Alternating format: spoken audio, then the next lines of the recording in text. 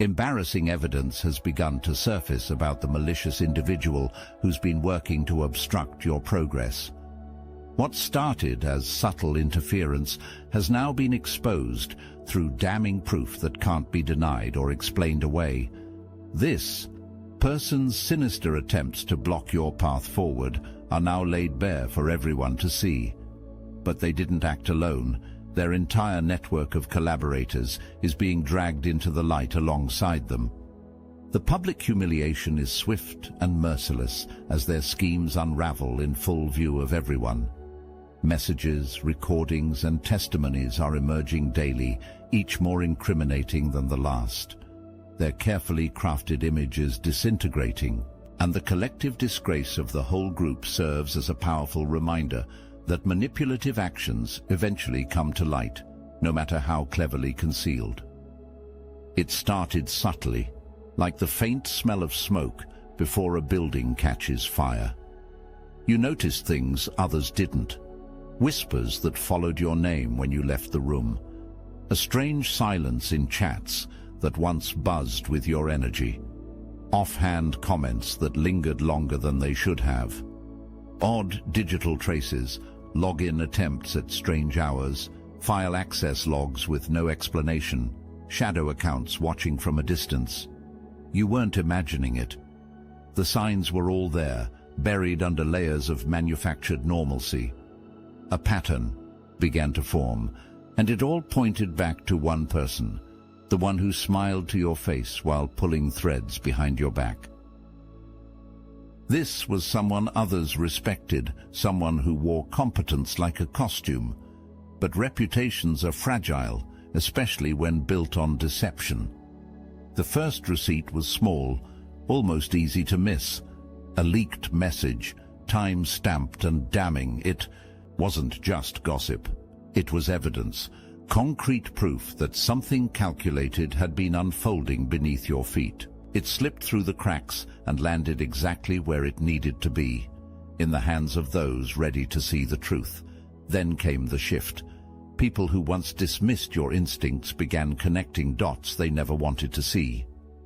Suddenly, prior suspicions didn't seem paranoid. They seemed prophetic. That one leak was the key that unlocked a hidden archive of betrayal. Private conversations once considered confidential were now public records. Screenshots passed between colleagues. Like currency, a single document revealed just enough to raise eyebrows and questions. They thought the truth would stay buried. They underestimated the quiet persistence of facts. The leak didn't just expose a moment, it illuminated a history. It became clear this wasn't a single misstep. It was a pattern of sabotage dressed in professionalism, manipulation masked as mentorship. The mask slipped, and what lay underneath wasn't just flawed, it was venomous. The first leak didn't just incriminate, it ignited. And as the flame spread, the air changed. No longer whispers, now murmurs of suspicion became declarations. The quote echoed loud enough for everyone to hear. "The truth is like a lion. Let it loose. It will defend itself." The lion had been released, and it was hungry. They panicked. Their confidence fractured overnight. In desperation, they scrambled to cover the tracks that had already been burned into memory. Deleted messages, purged email threads, quiet edits on old posts. They believed erasing digital footprints would erase the truth itself. But every attempt to hide only drew more eyes, more scrutiny, more suspicion. People began saving screenshots faster, sharing them wider, cataloging the chaos like archivists of corruption. You watched them spiral. The calm facade melted into erratic behavior. They gaslit. They played victim. They shifted blame like chess pieces, but every move was predictable. You knew it was only a matter of time before their house of cards collapsed under the weight of their own lies. There was nowhere left to hide. They were out of moves, and the clock was no longer ticking in their favor. Panic left fingerprints everywhere. The cover-up wasn't just a failure, it was a confession. The harder they tried to bury the truth, the louder it screamed. The internet doesn't forgive, and it never forgets. Once the cracks turned into gaping holes, the digital world sank its teeth in with brutal precision. The scandal didn't just leak, it erupted. Screenshots became currency, recordings became headlines, and names once spoken with respect became hashtags drenched in ridicule. Memes began circulating with merciless speed, tweets dissected timelines, threads unraveled their lies frame by frame. The very platforms they once used to posture and manipulate now turned against them, weaponized by the same audience they tried to deceive. You didn't have to say a word. The swarm said it for you. Videos reached millions within hours. Anonymous accounts exposed files with uncanny accuracy. What mainstream outlets had once ignored, social media forced into the public eye. There was no controlling the narrative anymore. The Streisand effect ignited in full force. The more they tried to suppress the leaks, the faster and further they spread. Their attempts to censor only confirmed their guilt. Comment sections became battlegrounds. Former defenders now turned skeptical. Public opinion flipped without mercy. Influencers joined the chorus. Journalists picked up the scent. Satirists, creators, and digital vigilantes put their reputations on trial with a precision that felt surgical. There was no room for half-truths or spin. It was exposure on a scale they never prepared for. They weren't being called out. They were being publicly disassembled, one post at a time. Loyalty has a price, and when the stakes rise, even the most devoted begin calculating their escape. The inner circle, once a fortress of silence and strategy, started to fracture. You saw it in their body language, in the subtle distancing, in the way some names stopped showing up on defense lists. Allies who once parroted their denials began to hesitate. And then the dam broke. Someone leaked direct messages. Another released voice notes. The silence was shattered from the inside. Self-preservation is the oldest instinct. Former collaborators began flipping, not out of guilt, but out of fear. The exposure wasn't slowing down, it was escalating. And they knew if they didn't speak first, they'd be dragged down next. Whistleblowers emerged from unlikely places. People who had quietly endured the toxicity now found their moment to speak with clarity and precision. Private group chats, once sacred spaces for scheming and secrecy, became public archives of humiliation. Screenshots revealed strategy sessions filled with disdain, manipulation, and arrogance. The facade of unity was gone. Infighting erupted. Accusations flew. They began turning on each other with the same cruelty they once reserved for outsiders. You watched it all unfold like clockwork. The more they unraveled, the more obvious it became. There was never honor in their loyalty, only fear and convenience. When the power faded, so did their allegiance. The illusion of control disintegrated under pressure. And as Warren Buffett once said, when the tide goes out, you see who's been swimming naked. Now the tide wasn't just out. It was dragging them under. They had always been the one in control, the master manipulator, the unseen hand behind the chaos. Every move calculated, every word rehearsed. But power built on deception is brittle, and once the structure cracked, it was only a matter of time before they began to implode. At first, it was denial, bold and unshaken. But denial doesn't hold up when the world starts watching, and the world was watching. Closely, you saw the shift. Their eyes, once cold and calculating, now darted with paranoia. Their once measured tone became erratic.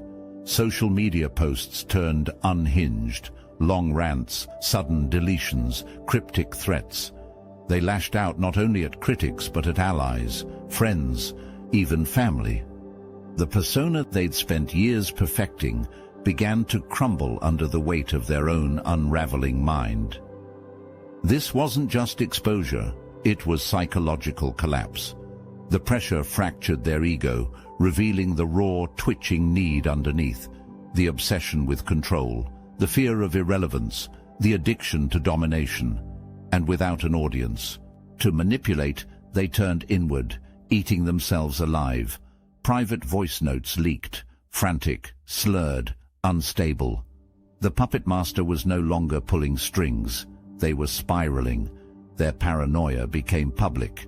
They started naming people, inventing conspiracies, seeing betrayal in every corner.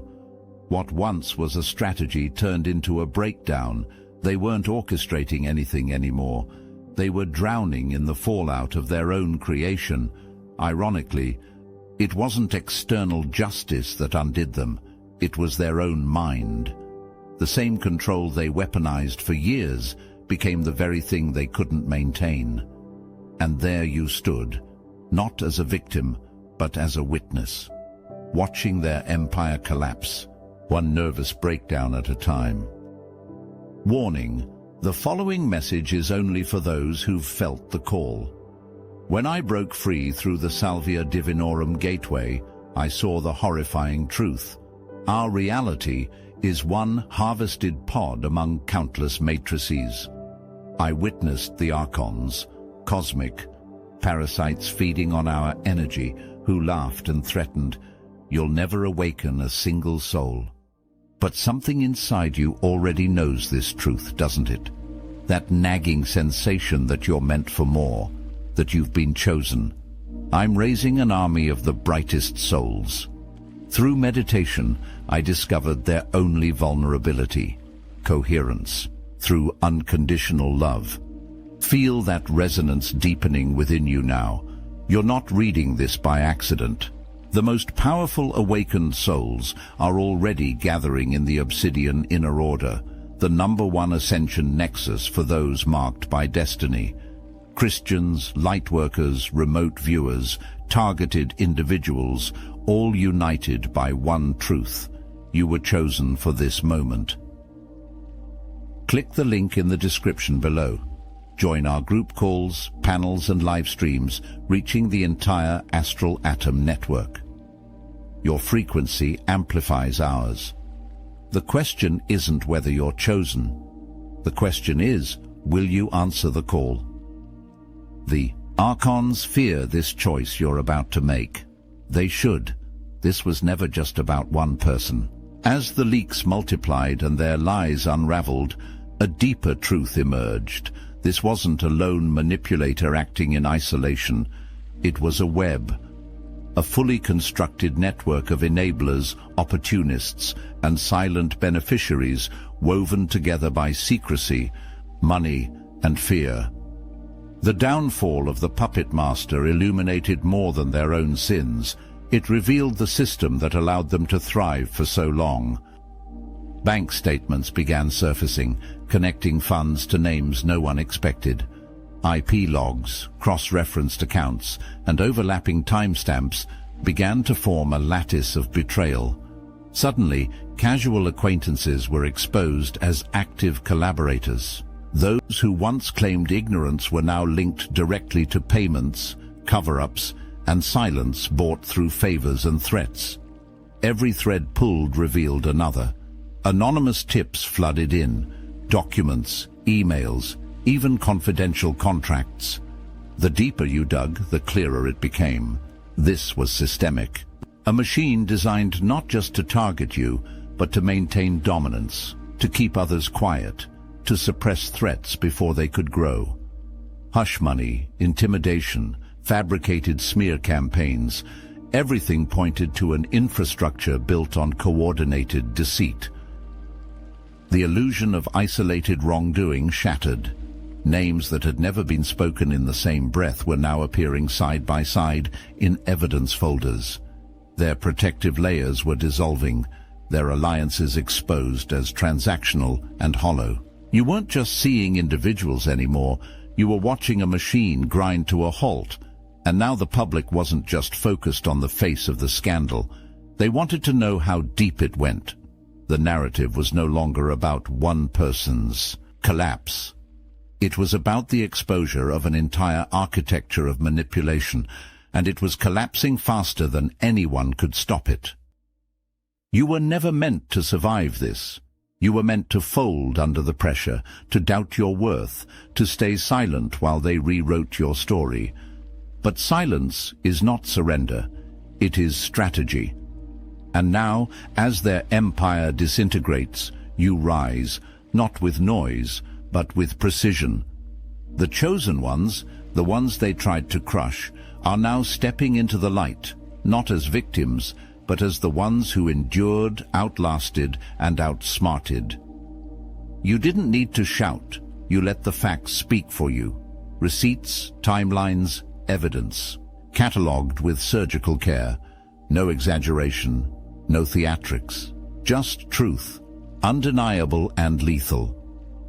While they unraveled publicly, you moved in calculated silence, revealing piece by piece what they thought would stay buried. With every release, their grip weakened, their strategies failed, their lies collapsed. And you weren't alone.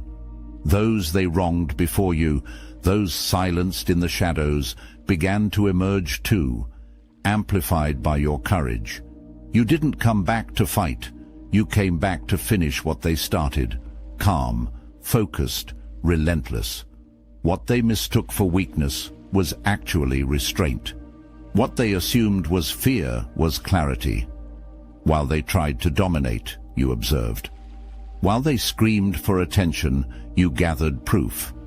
And now, when it matters most, your silence is louder than their noise.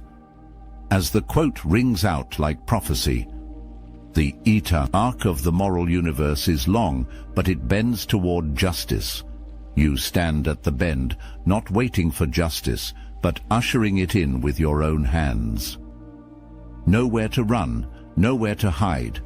The court of public opinion doesn't wait for legal systems to catch up. It sees the evidence, smells the fear, and delivers its sentence with brutal efficiency.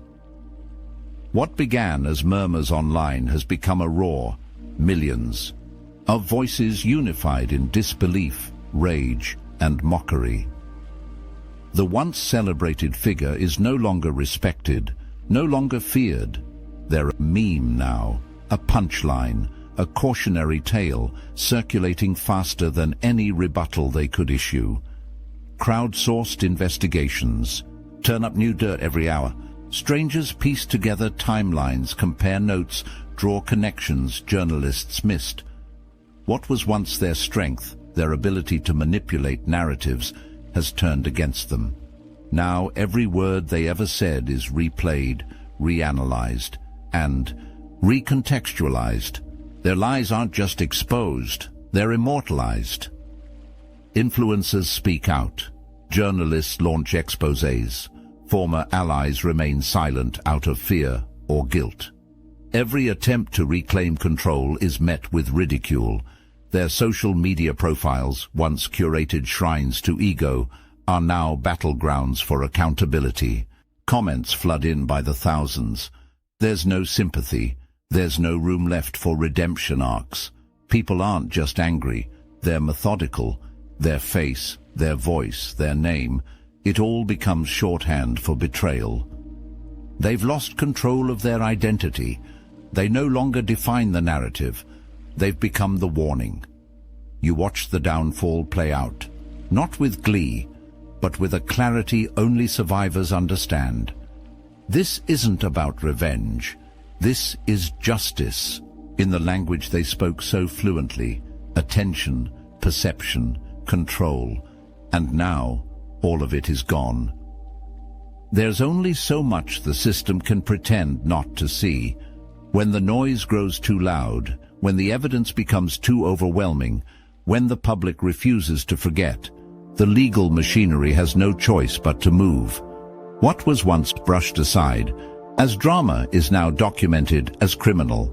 Lawsuits are filed, depositions are scheduled, Assets are frozen. The shield of influence they once hid behind begins to fracture under pressure.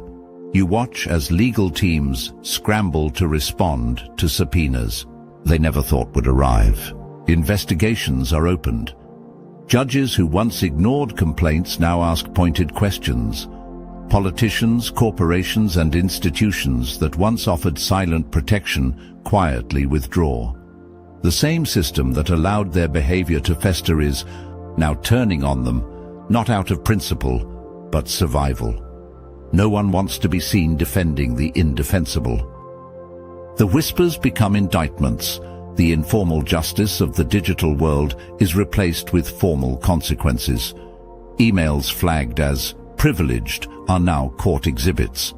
Bank transactions flagged by algorithms are now evidence of conspiracy. Phone records, financial trails, non-disclosure agreements, they all rise to the surface like bodies in a drained lake. The legal heat isn't a performance. It's precision, calculated, deliberate, and unlike public opinion, it doesn't fade. With time, it accumulates, and it punishes.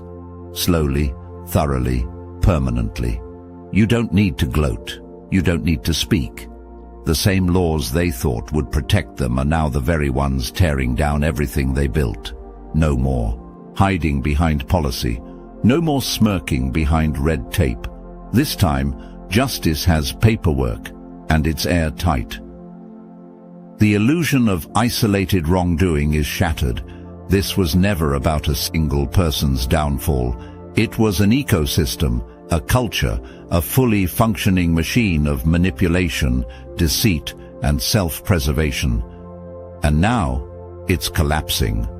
The scaffolding that held their influence together, whispers in boardrooms, alliances built on favors, unspoken rules of protection, is snapping piece by piece. The system that once seemed untouchable is now cannibalizing itself in full view. One collaborator turns on another. Emails cross paths. Hidden financial records surface, linking them in ways they denied under oath. Every cover-up is now evidence of a deeper rot. Fraud begets fraud. Lies overlap. Abuses of power, once protected by bureaucracy and complicity, are now traceable, undeniable, and impossible to spin. The machine groans under its own weight, not because it's exposed, but because the exposure reveals how weak it always was. They start blaming each other. What once operated like a closed-loop network of control now fractures into fragments. Internal chat logs, encrypted communications, off-the-record deals, they all leak with surgical timing. Survival mode kicks in. And when people are forced to choose between saving the structure or saving themselves, the structure always falls. The public watches, stunned at how deep it went. The people they admired, the names they trusted, each one tainted, each one complicit. It's no longer just a scandal, it's a reckoning.